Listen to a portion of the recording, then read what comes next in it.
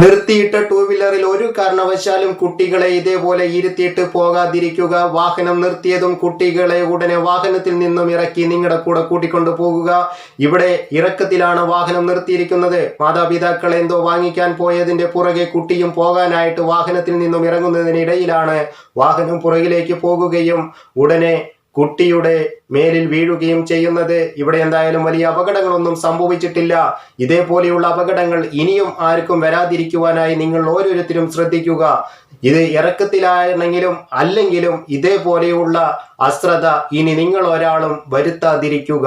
Stand ചിലപ്പോൾ ഇട്ടത് ശരിയല്ലെങ്കിലും അല്ലെങ്കിൽ സ്റ്റാൻഡിന്റെ ഉള്ളിൽ തുരുമുണ്ടെങ്കിലും ചിലപ്പോൾ പൊട്ടി വണ്ടി മറിഞ്ഞെന്ന് വരും. കുട്ടികളെ അതിൽ നിന്നും ഇരുത്തിയിട്ടുണ്ടെങ്കിൽ ചിലപ്പോൾ കുട്ടികൾക്കും അപകടങ്ങൾ സംഭവിച്ചു എന്ന് വരും.